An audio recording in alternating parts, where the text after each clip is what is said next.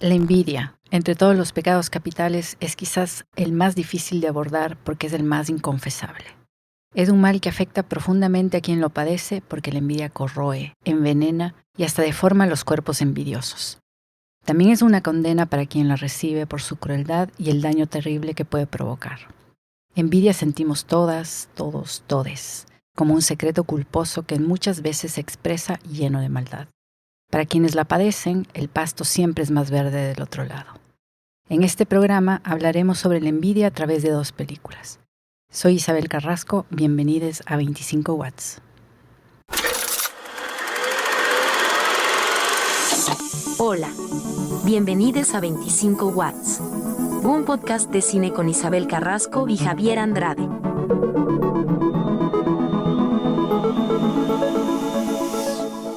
Hola a todas, hola a todos, soy Javier Andrade, bienvenidos también a 25 Watts. Dice la RAE sobre la envidia: es un sentimiento de tristeza o enojo que experimenta la persona que no tiene o desearía tener para sí sola algo que otra posee. Dice también deseo de hacer o tener lo que otra persona tiene. Finalmente habla de la envidia como un sentimiento o estado mental en el cual existe dolor o desdicha por no poseer uno mismo lo que tiene el otro, sea en bienes, cualidades superiores u otra clase de cosas tangibles e intangibles. También la ha definido como tristeza o pesar del bien ajeno o como deseo de algo que no se posee.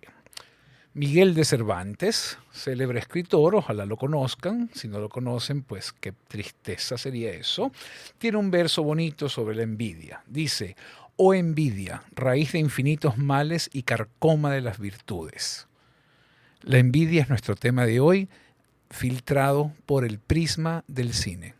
Mi película para hablar del tema de la envidia es Amadeus, una película de 1984 dirigida por Milos Forman, producida por Soul Science. Soul Science y Milos Forman habían empezado su colaboración en 1975 en la película One Flew Over the Cuckoo's Nest. Les fue bastante bien con esa peli, se llevaron un montón de Óscares y hicieron una película inolvidable. Entonces era evidente que había otra colaboración pendiente ahí.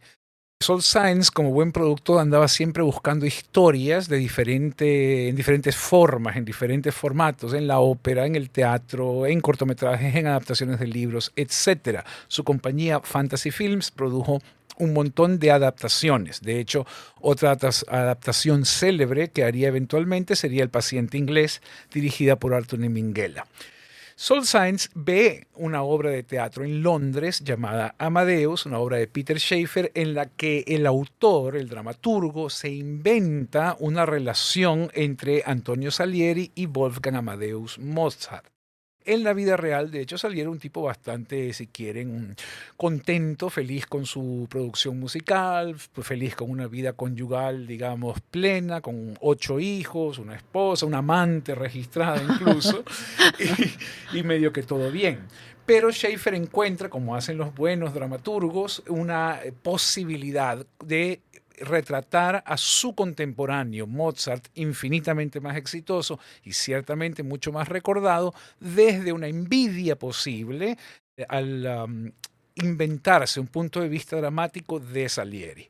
La obra de teatro plantea o está construida a partir del personaje de Salieri de viejo que en un manicomio confiesa que ha asesinado a Wolfgang Amadeus Mozart y le cuenta a un sacerdote, hace una suerte de confesión sobre qué pasó en la época en que los dos eran compositores en la corte del emperador romano José II. Entonces, la película... Perdón, o sea, no tiene nada que ver el hecho de que la película transcurra dentro del Imperio Austrohúngaro y Mozart y Salieri tampoco se conocieron en la vida real. Según entiendo, no. Es decir, en algún momento estaban los dos en la corte. Sí se conocieron y sí tuvieron como, vamos, era como una compañía, si quieres, como los Rolling Stones y los Beatles y no sé qué, que hacían shows en una época, pero no había una competencia. Porque como que el niño prodigio de la época era Mozart. Paréntesis. Lo que quería repetir era que la película, la obra, esto para insertar, la obra plantea una rivalidad ficticia entre Mozart y el compositor italiano Antonio Salieri. en la corte del emperador José II del Imperio Austrohúngaro. Ahora, sí, la rivalidad de los dos es un invento dramatúrgico de Peter Shaffer que encuentra una posibilidad de hablar de este tema de la envidia desde el que no tiene talento pero lo puede ver. Y es lo que hace, si quieres, la concepción primero de la obra de teatro y luego de la película tan bonita, tan potente. Nadie entiende el genio de Mozart, solo Salieri. Nadie, de hecho, aprecia realmente a profundidad el talento de Mozart, de nuevo su genio, porque nadie tiene las cualidades o la preparación para hacerlo, solo Salieri. Y ahí está, si quieres, la ironía dramática que sostiene la obra y lo que atrae a Saul Zaentz a proponerle a Milos Forman hacer una película sobre eso. Evidentemente la película plantea un montón de posibilidades, como de hecho ya filmar, ¿verdad?, la época y darle más tiempo a Mozart joven y a Salieri joven y tener secuencias en las que se ponen en escena la creación y la representación de diversas óperas. Entonces recorremos, yo qué sé, La flauta mágica, Las bodas de Fígaro, Don Giovanni, etc. Y podemos ver y viajar en el tiempo. Para Forman también es un periodo muy especial porque le permite, después ya de 14, 15 años en exilio, porque él salió huyendo de Checoslovaquia, del régimen comunista, y se refugia en Estados Unidos, de volver a Checoslovaquia a filmar. Básicamente el 100% de la película está filmado en la República Checa en los años 80. Ah, increíble. Por eso es que las locaciones son así como espectaculares y todo el arte como de la época, ¿no? Son locaciones reales y además un par de teatros son teatros donde de hecho debutaron ciertas óperas de Mozart. Entonces, donde se fueron filmadas las escenas en espacios donde esas óperas sonaron por primera vez. Una cosa muy especial. Ahí tengo una anécdota muy linda que quería contarles, que es que yo tuve la suerte de recibir clases con un hombre que todavía está vivo, Michael Hausman. Michael Hausman era un productor de cine independiente de Nueva York. Es un productor.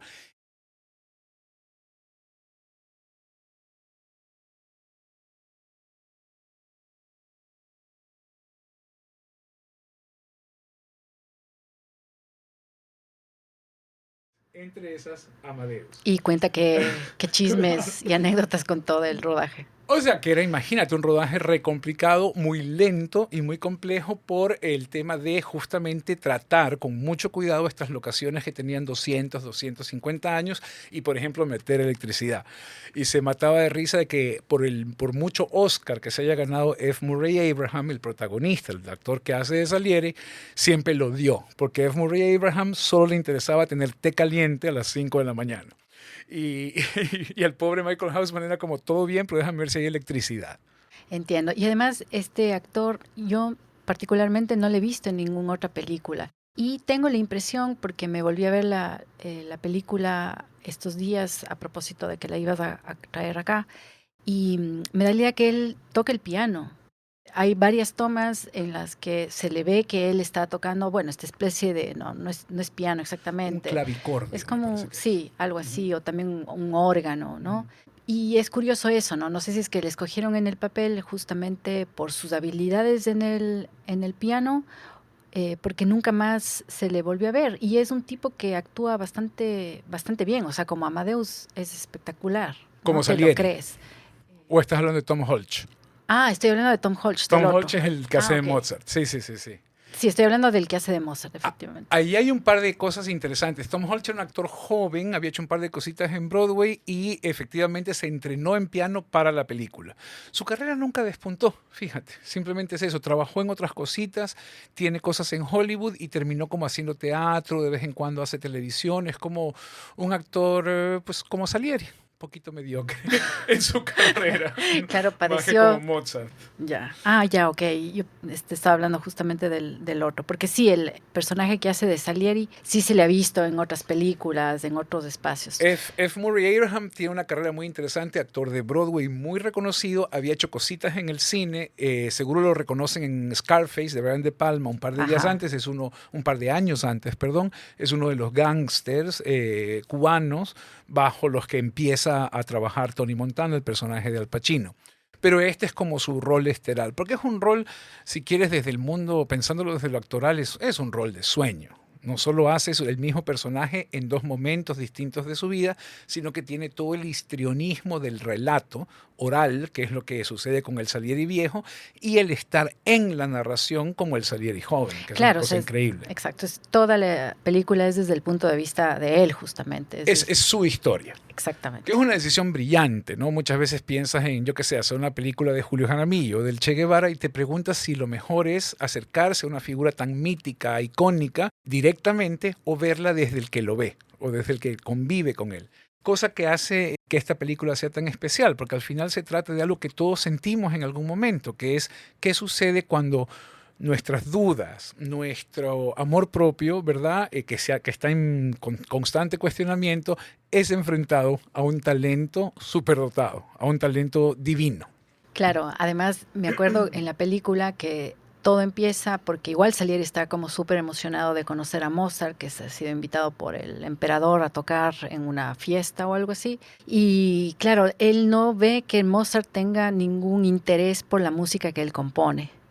Entonces, claro, es cuando tu héroe no te admira de vuelta y vos esperas esa admiración y no sucede, y ahí empieza a abrirse en él como esa herida de la envidia, ¿no? Y de no ser tan bueno y de ser mediocre frente, claro, a un genio que es Mozart.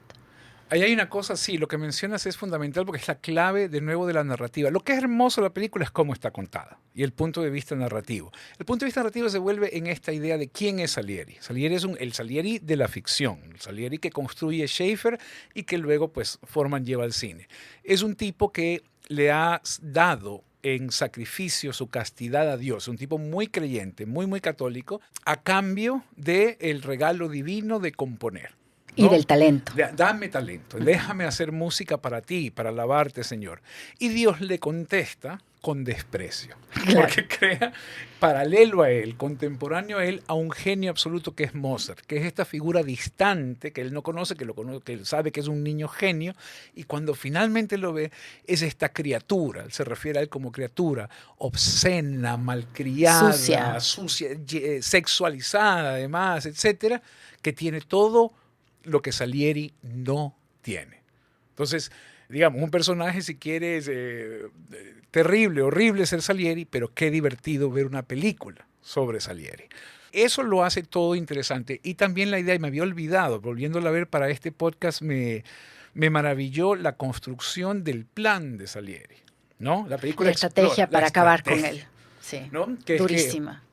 Que es que yo me había olvidado de esta cosa. Hay esta figura gigantesca y opresora completa del padre de Mozart, de Leopoldo, y la muerte del padre de Mozart, y la creación de Don Giovanni, que es uno de los cortes del cine maravillosos. La muerte del padre de Mozart a cortar en escenario a Don Giovanni construida, hace que Salieri vea cómo se va a vengar, no solo de Mozart, sino de Dios. Claro, porque además se da cuenta que Mozart lo que quiere al final del día es que su padre le apruebe y que su padre, digamos, su música aprueba, pero también su estilo de vida, la esposa que él escoge para casarse, este tema de las fiestas y de ser como desordenado y tal, y su padre siempre es como esta sombra que está permanentemente cuestionando esto.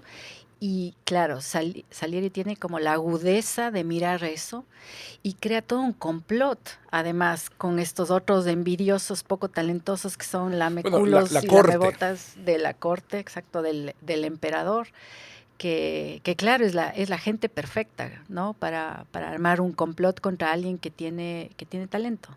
Ahí pasan dos cosas muy interesantes en lo que mencionas, Isabel.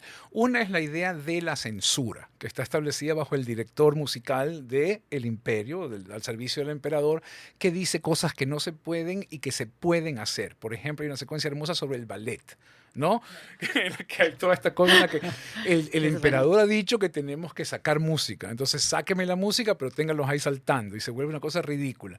Hasta que sucede un milagro, que es que el emperador va a ver un ensayo porque sí, y dice, pero ¿por qué está pasando esto?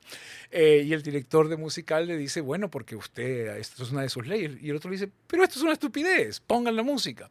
Y hay un comentario muy lindo sobre la idea de censura, sobre la idea de la aprobación o desaprobación desde el poder versus la creatividad y el sentido común, que es una cosa muy linda. Y luego está esta idea de la figura del padre opresor, ante el cual pues se revela Mozart, pero no del todo. del que quiere su aprobación constante. Y con la muerte del padre, lo que ve Salieri, que es hermoso, es en la creación de Don Giovanni, de este como fantasma, ve al padre de Mozart que viene desde la tumba a seguir torturando a su hijo. Y diseña este plan que es maravilloso. Bueno, la película tiene casi 40 años, así que spoiler alert, pero pues, si no la han visto... Bueno, y es un plan macabro, absolutamente. No, el plan es fantástico. Voy a crear esta figura fantasmagórica que pide a Mozart crear una misa de requiem para un hombre que nunca la tuvo. Que evidentemente es jugar con la culpa por la muerte del padre. Y en ese proceso, asesinar a Mozart para en la muerte de Mozart, en el funeral de Mozart, tocar esta música, este requiem maravilloso, escrito por Salieri. Claro, él se iba a robar porque él se esas va partituras. lo que él planea es robarse el requiem y presentarlo al mundo como suyo. Y así vengarse de Mozart y de Dios. Que es una de las escenas más maravillosas, si quieres, del cine. Hay una escena que es un plano contra plano, lenguaje cinematográfico muy simple, entre Salieri y un crucifijo. Y que él le declara, si quieres, la guerra a Dios. Claro, cuando agarra el crucifijo y bota para quemarlo. Lo quema. Y le dice, voy a dedicar mi vida a destruir a tu criatura. Toda una cosa fantástica que al final tiene esta vuelta de ironía porque pues al final en la película regresa la esposa de Mozart, los encuentra trabajando juntos, entonces se revela que Mozart ha escrito el Requiem y el plan ya no sirve. Mozart es enterrado en una fosa común y Salieri viejo, ¿verdad? Está en este como delirio, un poco enloquecido en esta confesión con este cura y termina la película bendiciendo a los otros mediocres. A los otros locos del manicomio, diciéndole, mediocres del mundo, yo los absuelvo. Y así es como haces una obra maestra del cine, básicamente. De acuerdo. Y también hay esta escena que es increíble, que es justamente la parte final, en la que Mozart, al ver la ayuda que le da Salieri al escribir las partituras, mientras él está en su cabeza pensando en las notas, ¿no es cierto? Llega un punto en el que Mozart le dice, yo pensé que usted no me quería, que yo no le caía bien y que usted no apreciaba mi obra. Gracias por apreciar. Y perdóneme por haberlo entendido mal. Y eso también es como súper fuerte, porque es la víctima que le está perdonando a su cruel victimario sin saberlo, ¿no? Y ni siquiera eso hace que Salieri, digamos, el personaje de Salieri salga un poco de su estrategia de envidia, ¿no? Igual sigue con todo hasta el final. Bueno, es demasiado tarde.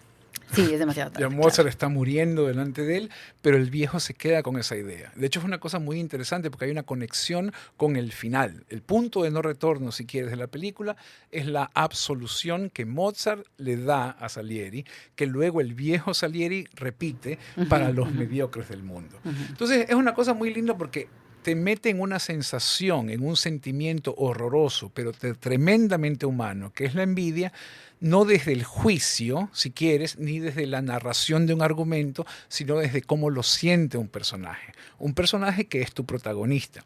Y como sabemos bien en la construcción de películas, lo único que nos interesa en el fondo es una relación de afecto, una relación emocional y sin juicio hacia un protagonista, cosa que esta película sobre este tema hace, a mi modo de ver, de manera sobresaliente. Cuéntanos, ¿cuál es tu película? Bueno, como vos trajiste esta peli que evidentemente es sobre la envidia y sus consecuencias, yo te traigo una película que es de alguna forma el antídoto de la envidia. Y se trata de la película Happy Go Lucky de Mike Leigh, del 2008. La película, bueno, tuvo su estreno en el Festival de Cine de Berlín, en donde empezó con una serie de cosecha de premios internacionales, especialmente a Mejor Actriz, la talentosísima Sally Hawkins. Esta película pone en el centro a Pauline, más conocida como Poppy, una londinense treintañera, profesora de, no sé si de guardería o de escuela primaria, quien enfrenta varias situaciones y personajes con una actitud de felicidad que puede resultar un poco repelente. La película inicia con Poppy en bicicleta por un soleado Londres.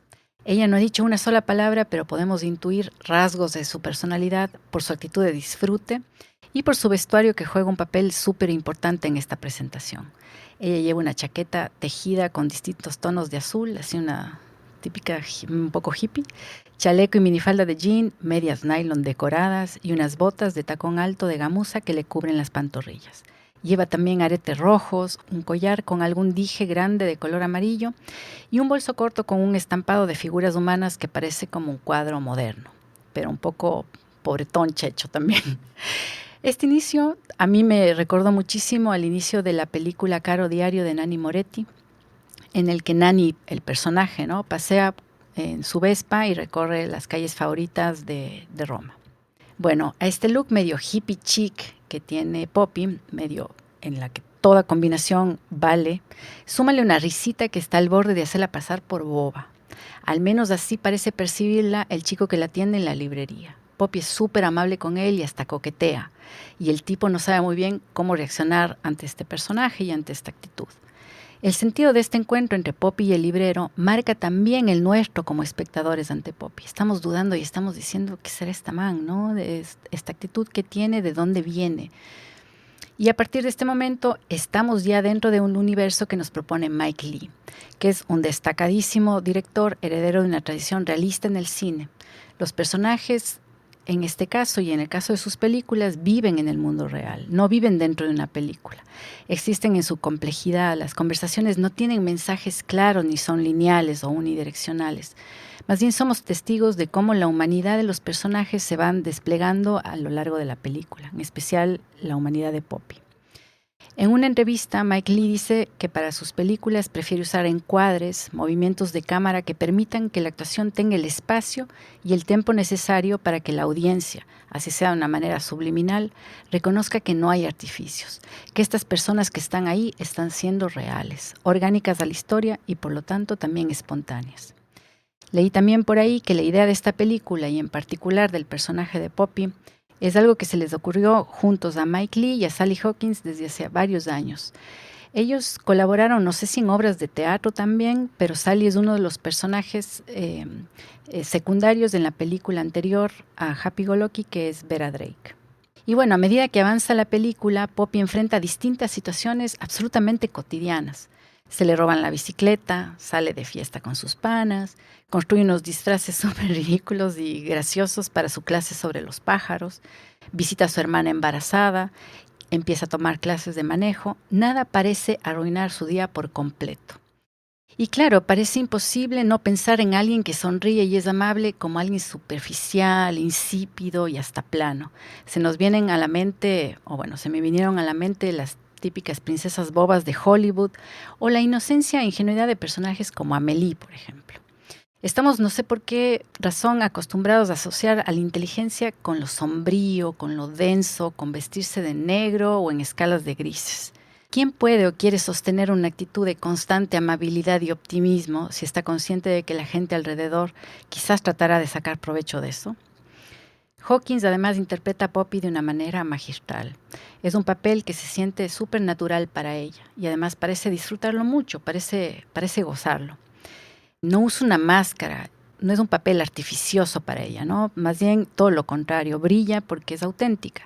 Y eso nos molesta de alguna forma viendo la película, o a alguna gente le puede molestar porque es raro. Y a lo mejor porque nos pone ante un espejo en el que pocas veces queremos mirarnos. Poppy está consciente sobre el efecto que tienen las personas y en su ambiente. Muestra una fe casi inquebrantable ante las caras medias raras o a las burlas que tiene. Y al mismo tiempo es una mujer real, con deseos reales. Su vida está lejos de ser extraordinaria o particularmente especial. Tampoco cumple con ciertos mandatos culturales o sociales que se imponen a las mujeres. Ella es independiente financieramente, está soltera, es una súper buena profesora, preocupada de sus estudiantes más allá del aula, ha decidido no tener hijos. Pero Poppy también es consciente de sus necesidades o de sus carencias. No evade necesariamente el sufrimiento o el dolor. Por ejemplo, después de que se le han robado su bicicleta, decide tomar clases de manejo. Scott, el instructor, interpretado de manera brillante por este actor que se llama Eddie Marsan, es un personaje que repele por su ira y resentimiento hacia casi todo. Poppy al inicio no lo toma muy en serio y hasta se ríe de los comentarios que Scott hace. Lidia con él de la mejor manera, pero está cada vez más alerta sobre la personalidad de este personaje. Y claro, y también parece preguntarse sobre el origen de tanta mierda que tiene el tipo en su cabeza. Un día todo revienta no sé si te acuerdas, de manera horrible, y entonces vemos otro lado de Poppy. Ella se defiende. Aunque otra persona en su lugar quizás hubiera sido mucho más implacable, Poppy también lo hace, pero a su manera. En esta película, Mike Leigh aborda el tema de la felicidad, pero la felicidad desde lo real, no ese sentimiento edulcorado por los libros de autoayuda o el mindfulness tan de moda en nuestros días, sino como un tema serio que necesita de fortaleza y de fe para asumirlo. Quizás la fe que Salieri no tuvo. Poppy es optimista, es exuberante y a ratos es excéntrica, pero inteligente y consciente de cómo su energía invade el espacio, aunque evidentemente no sea del agrado de la gente. Ella está al tanto de lo que sucede en su vida y en la de quienes la rodean. No vive en un mundo de fantasías. Viendo la película, pensé que quizás es como una especie de Vera Drake que se ha trasladado en el tiempo. No sé si es que Sí. He visto ambas. Película, ¿no? Porque tiene ese espíritu de mujer generosa, inteligente y solidaria, y en los 50 era esta mujer de clase trabajadora que entendía que su misión era ayudar a mujeres a abortar. Esa misma mujer, con esas mismas cualidades, ahora es profe de primaria, independiente, soltera y vive su vida intensamente. Se deja afectar y por ende afecta a quienes se topan con ella. Y luego está Jerry, de Another Year, la película del 2010, que me parece que es después de Happy Go Lucky, que es esta terapista casada con Tom, llena de compasión y de alegría de vivir. Hay varias escenas que me encantan de esta película. Por ejemplo, después de una noche de farra y de bailar a tope la película Common People, la canción Common People de Pulp, regresan al amanecer medias chumadas, cero glamour, sudadas, despeinadas, balbuceando chistes. Es como súper real, súper íntimo y bastante gracioso. Otra escena muy buena es la de las clases de flamenco, que para mí es una de las escenas de comedia más divertidas del cine. Es esta profesora española tratando de enseñar a un grupo de inglesas la pasión a través del origen de los movimientos de flamenco. Y es como muy, muy divertida. Happy Go Lucky para mí es una película luminosa, colorida. Me encanta porque va además en contracorriente de lo que usualmente ves en las películas. No deja de mostrar el lado complejo de la vida y la dificultad de lidiar con los otros, que a veces es como nuestra gran fuente de malestar, pero lo hace desde los ojos de una verdadera optimista. Es como si Mike Leigh y Sally Hawkins entienden o entendieran algo sobre la vida que a la mayoría de nosotros se nos escapa. En ese sentido, me parece que Poppy es un antídoto a la envidia de Salieri. Bueno, ahí hay un montón de cosas interesantes o de tela por cortar. Tal vez lo más bonito es empezar por hablar un poquito del método de trabajo de Mike Leigh, que viene haciéndolo desde hace 30, 40 años, que es desarrollar sus guiones a partir de largos procesos de ensayos con una compañía de actores que ya tiene. Rara vez trabaja con actores una sola vez, sino que tiene un conjunto de proyectos que involucran a diferentes actores en diferentes momentos. Sobre Sally Hawkins decía siempre como ya le tocaba a ella como un protagónico. Y lo que hicieron fue desarrollar, muy parecido a lo que pasó con David Thewlis en Naked, que si no han visto es de las grandes películas del mundo. E incluso es el opuesto de Happy Es un Go poco Lucky, la anti totalmente. también, claro. Es así el pesimismo y la cosa existencialista sin esperanza, y acá pues el optimismo como herramienta, ¿no? Pero es un proceso muy similar. Desarrollar un personaje y a partir del personaje, con el actor o la actriz, comenzar a plantearse cómo es su vida. Quién le rodea y cómo afecta a este personaje a lo que le rodea y cómo lo que le rodea le afecta a él o ella, ¿no? Entonces, lo que me parece lindísimo es cómo construye una suerte de heroína cuya arma principal es el optimismo. Un optimismo desbordado y no necesariamente agradable. No, Cosa que porque- genera tensión en De una acuerdo, comedia. de acuerdo. Y otra similitud que es interesante es que en la película Amadeus, él tiene esta risa, que es como de un niño Fastidiosa, que puede ser, horrorosa, sí, claro, sí, sí. súper fastidiosa. Y Poppy también tiene como una risita como media de boba alegre, Ajá. ¿no? Y sí, puede verse como una heroína, pero sobre todo ella no tiene una vida extraordinaria. No, O sea, lo que se enfrenta son cosas absolutamente cotidianas. mundanas, si quieres, pero para mí eso es lo que le hace una heroína, es cómo ella escoge enfrentarse a las cosas. Mira la relación con, me parece que se llama Scott, el personaje de Eddie Marsan, que es un tipo que está lleno de teorías de conspiración y con una ira como descontrolada, que básicamente es un personaje miserable que no puede balancearse o interactuar con alguien como Poppy. Y esa tensión dramática primero es muy hilarante y luego se vuelve una cosa de una tensión dramática genuina muy fuerte cerca del final, que tal vez no quisiéramos ahondar mucho en eso por si acaso no han visto la peli. Una cosa interesante de este proceso de Mike Leigh, en la creación del personaje de Scott, Eddie Marsan a nadie le dijo, bueno, Mike Leigh no, y nadie en la producción le dijo que estaba haciendo una comedia. Entonces él construyó su personaje con Mike Leigh y esta cosa de conspiración, esta ira contenida, esta profunda tristeza, esta profunda decepción con el mundo, y solamente cuando empezó a filmar el día que estaba en el set filmando las escenas con Poppy, entendió que era como, ok, claro, estoy que era trabajando la contraste, némesis. estoy trabajando en contraste a esta mujer. Y yo estoy, o sea, mi personaje, esta nube, soy la nube negra en el arco iris de esta mujer, no al revés. Claro, pero es súper interesante eso que dices porque efectivamente Scott se siente súper atraído hacia la personalidad de Poppy, ¿no? Es más, se vuelve como una especie de stalker. Sí, claro, es en lo que de deviene ella, ¿no? la relación. Exacto. ¿No? También es súper lindo que a partir de un evento que sucede en la escuela donde trabaja Poppy, que hay unos niños que se empiezan a pegar y hay como violencia y tal, la siguiente vez que ella va con Scott a la clase de manejo, empieza a preguntarse si es que quizás a él no le pasó algo cuando era niño. O sea, lo chévere de ella, de su personaje, digamos, es que puede ver la herida de niño de Scott, porque otra persona, digamos, le denunciaría a este tipo, ¿no? Tomaría medidas mucho más extremas que solamente pararle el carro e irse. Ella tiene esta capacidad de ver al niño herido y de alguna forma es compasiva.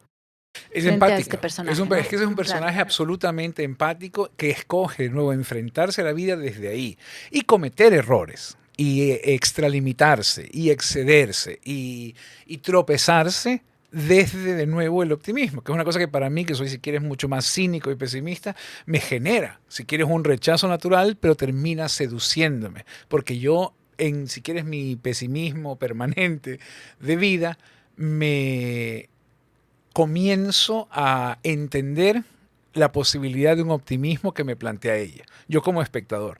Y eso es una cosa maravillosa que habla de lo que significa, de nuevo, la narración cinematográfica bien realizada, que es empezar en una distancia gigante con un personaje y al final entenderlo como tuyo. De la misma forma que entiendes a Salieri, aunque su envidia es una cosa horrorosa, llegas a empatizar con él. Claro, es que hay mucha humanidad en los dos personajes, ¿no? Es increíble, de nuevo, que Mike Leigh haya creado un personaje junto con la Sally, que también aporta un montón, que tiene un montón de profundidad y un montón de capas. De nuevo, no es esta tonta boba, sino es una tipa que probablemente tiene unas herramientas para lidiar con los embates mínimos y máximos de la vida y de crecer, súper interesantes y súper admirables también, ¿no?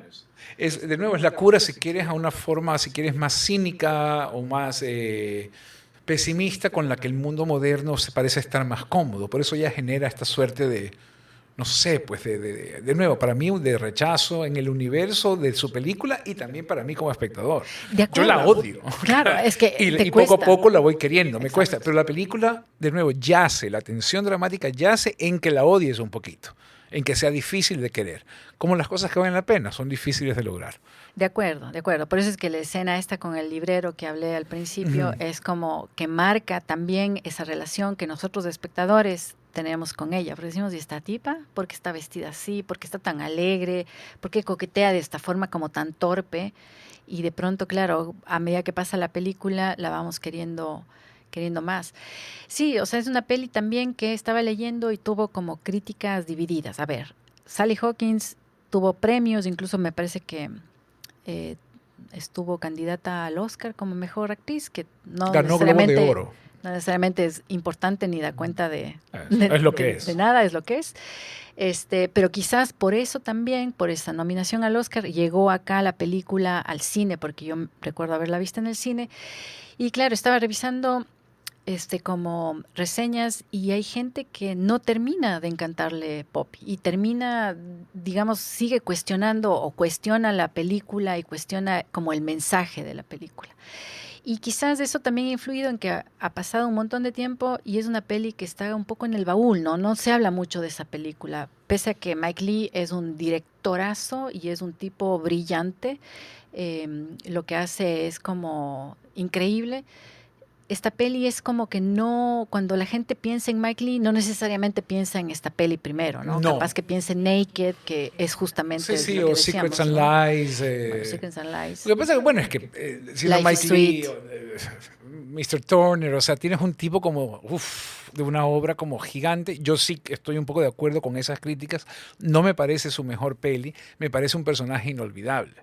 Pero me parece una peli como muy arriesgada en un género que no es recompensado generalmente por el riesgo, que es la comedia. Es decir, si fuera una historia oscura, si quieres de nuevo, existencialista, como Naked, que incluso es de paranoia del apocalipsis, si nos acordamos un poquito, sería una película mucho más premiada. Pero es difícil si quieres ver sus valores en un género que tradicionalmente no se toma en serio, que es la comedia. Ya, pero eso está mal también. Bueno, Eso es que ahí tenemos otro programa, si quieres, enterito, que es la idea de por qué la comedia está subvalorada artísticamente. ¿Por qué tiene más valor la tragedia que la comedia? Es que no sé si es que está subvalorada a ese nivel artístico, sino más bien se siente o mucha gente piensa que no tiene una profundidad.